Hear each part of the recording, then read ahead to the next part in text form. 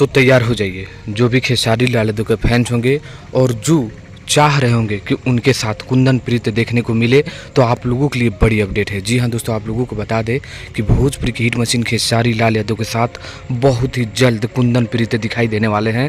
जबकि एक गाना का भी अपडेट मैं आप लोगों को देने वाला हूँ, उसको आप लोग अंत तक बने रहिएगा। दोस्तों एक गाना काफ़ी सुर्खियों में बना है, पाँव भर के सैया। दोस्तों आप लोगों को बता दें कल उस गाने का वीडियो रिलीज हो रहा है, उसी का ये रील खेसारी लाल यादव का दिखाई दे रहा है। लेकिन खास बात इस रील में पता है कि कौन है? खेसारी लाल यादव और कुंदन प्रीत।